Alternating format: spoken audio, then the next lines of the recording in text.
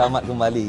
Alhamdulillah tadi kita dah berkongsi tentang kolam jiwa dan apa yang kita boleh buat untuk melihat kolam jiwa kita ni lebih bersih. Jadi saya nak cakap tentang kolam jiwa sebenarnya. Sebab antara kunci perubahan hidup saya sebelum ni jadi lebih bahagia, sihat, kaya, berjaya, alhamdulillah adalah memahami kolam jiwa. Kita balik pada cerita kolam jiwa ni tadi. Manusia ni, kolam jiwa ni ibarat aura lah. Ni manusia. Okay, kita ni ada aura. Kita ada lingkungan keliling kita. Okay. Dan dalam kolam jiwa ni kunci dia terletak pada jiwa kita. Yang mana jiwa kita ni kecil atau besarnya kolam jiwa ni akan melihat proses bahagia atau tidaknya kita dalam hidup kita. Contoh, kalau kolam jiwa kita ni, dalam diri kita ni dipenuhi dengan seperti saya sebut tadi, banyak dengan masalah, berkeladak macam-macam benda berkeladak dekat dalam ni, kumpul ni. Macam-macam ni, tekanan, isu, pertengkaran, benda yang negatif, semua berkumpul. Setiap hari kita berkumpul perkara ni. Kolam jiwa ni kita ni akan jadi sesak, jadi sempit. Tu yang ada setengah orang tu kenapa dia jadi marah, sebab banyak sangat benda dia kumpul dalam diri dia. Banyak sangat benda yang dia sesakkan dalam jiwa dia. Bila kolam jiwa ni dah sesak, kita bayangkan macam ni. Bila kolam jiwa dah sesak, agak-agak ada tak ruang nak terima lagi banyak benda yang positif? Susah sikit lah kan. Bayangkan satu bekas, bila dah penuh dengan macam-macam benda, macam mana nak terima lagi benda yang bagus? So kalau boleh masuk benda yang baik-baik pun, dia akan melimpah keluar. Sebab kita dah penuhkan dengan benda yang negatif kat dalam ni. Keladak macam-macam. Jadi apa yang saya diajar beberapa tahun lepas dan kita mula lakukan adalah, bila kita memberi perkara yang positif. Sebab law dia adalah, bila positif perkara kita keluarkan, kita bagi dekat orang, dia akan datang balik lagi banyak perkara positif untuk kita cuci kolam jiwa ni. Itu cara pembersihan dia. Jadi macam mana proses dia? Katalah kita bagi orang senyuman. Susah ni senyum ni. Senyum je lah. Sebab senyum kan sedekah. Senyum je. Constantly jadikan prinsip aku hidup ni mesti senyum dengan orang. Free je kita dapat kebaikan. Mudah sangat kita buat. Bila kita mula bagi senyuman, tadi saya sebut, makin banyak senyuman datang dalam hidup. Bila kita bagi banyak salam kepada orang, banyak salam akan datang dalam hidup. Kadang-kadang kita tengok orang meninggal. Orang yang meninggal. Mudah-mudahan saya pun meninggal nanti, insyaAllah, satu hari nanti. Saya nak macam tu. Macam ramai orang datang ziarah, ramai orang solatkan kita jenazah. Sebab apa agaknya? Dia tengok orang yang ramai orang datang ni. Sebab mungkin masa hidup dia ni dia banyak memberi pada orang lain.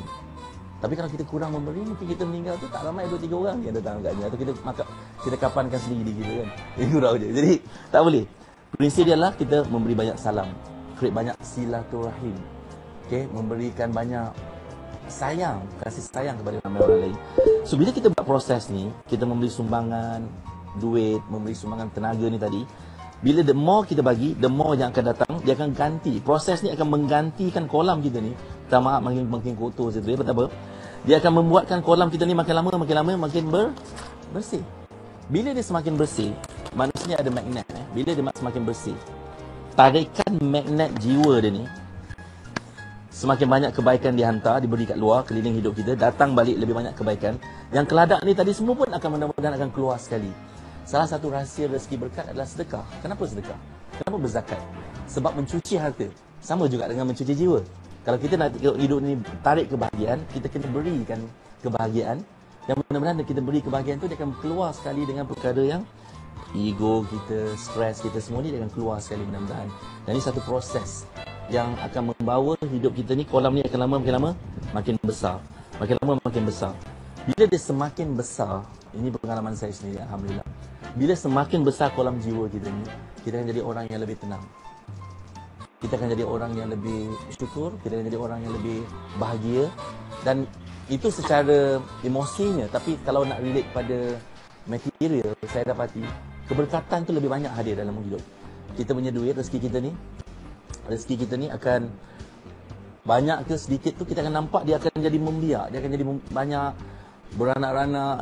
Jadi inilah benda proses yang saya rasa saya nak tekankan. Amat penting untuk kita setiap pagi kita bangun, kita fikir apa yang saya boleh beri hari ini, bukan apa yang saya boleh dapat hari ini. Kita boleh beri apa? Kita pergi kerja ni, kita boleh beri apa? Sebelum kita nak terima gaji, kita mesti fikir apa kita boleh contribute, baru kita terima gaji. So kalau kita nak gaji kita ni berkat, kita perhatikan berapa banyak sumbangan kita boleh beri kepada orang lain, kepada orang yang kita bertanggungjawab. Ini semua orang boleh lakukan perkara ni. Bermula dengan perkara asas ni lah. anda akan lihat proses hidup anda akan mula berubah. Seperti saya katakan tadi, jangan percaya apa saya cakap. Anda hanya perlu cuba. Sebab apa? Saya suka nak ingatkan, menekankan tentang melakukan sesuatu tu lebih penting daripada berfikir-fikir. Kita buat tu lebih penting. Kita try, kita experience. Dan apatah lagi pada hari Jumaat ni, tuan-tuan dan puan, penghulu hari, sangat bagus sebenarnya untuk kita mulakan hari ni dengan sedikit sedekah, sumbangan. Sebab hari terbaik sebenarnya hari ini untuk anda memberikan lebih sedikit kepada ramai orang lain. Jadi apa yang saya nak juga ingatkan juga tentang prinsip memberi ini adalah perhatikan apa yang kita nak. Kalau kita nak kebahagiaan, kita beri orang kebahagiaan. Kalau kita nak banyak duit, kita bagi orang duit. Kalau kita nak banyak ilmu, kita beri orang ilmu. Itu dia punya proses dia. Kita beri apa yang kita nak. Macam mana tu? Yalah, kalau kita katalah kita ada ilmu yang sedikit, kita share apa yang sedikit yang kita boleh bagi. So kalau kita faham ni, kita akan lihat proses dia bukan sekali kita buat dia terus jadi. Dia proses tu kita buat makin lama makin meningkatlah kualiti kehidupan kita, insya-Allah. Dan orang tanya saya apa lagi yang saya boleh bagi? Anda boleh bagi macam-macam. Saya sebut tadi senyuman, harta, perlindungan, pendidikan. Anda boleh bagi pada siapa? Anda boleh bagi pada ibu bapa kita. Saya bagi contoh ibu bapa kita. Mak kita besarkan kita daripada kecil. Ayah kita besarkan daripada kecil. Ayah saya besar daripada kecil. Daripada kecil dah jadi besar. Jadi apa yang kita buat? Kita terima daripada dia. Tapi apa yang kita buat untuk beri balik kepada dia? Kita gembirakan dia. Kadang-kadang kita ada tak balance. Bila dia bagi kita ni banyak, tapi kita tak bagi balik dekat dia banyak ataupun lebih, sebenarnya benda itu akan menjadi satu tidak seimbang dalam hidup kita ni. Menyebabkan kadang-kadang mungkin Allah akan tarik lagi pada tempat lain. Ini pengalaman saya sendiri. Hidup kita jadi tak tenteram, kita jadi tak berkat, kita rasa tak tenang. Tapi bila kita start contribute kepada ibu bapa kita, kita start bagi pada ibu bapa kita, contoh, dan kita akan lihat lebih banyak ketenangan datang dalam hidup kita, insya-Allah. Jadi apa yang saya nak anda fikirkan adalah bagaimana kita memberi hari. Saya nak anda cuba buat macam ni. Cuba buat letak macam ni.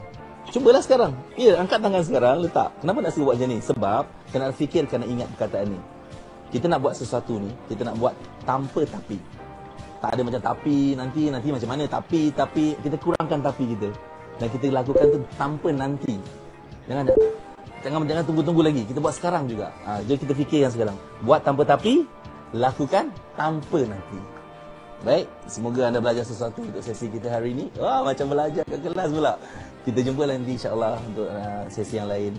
Saya harap anda belajar sesuatu dan saya doakan anda lebih berjaya, bahagia, berkat di dunia dan insya-Allah. Terima kasih banyak. Wabillahi taufiq wal hidayah. Assalamualaikum warahmatullahi taala wabarakatuh.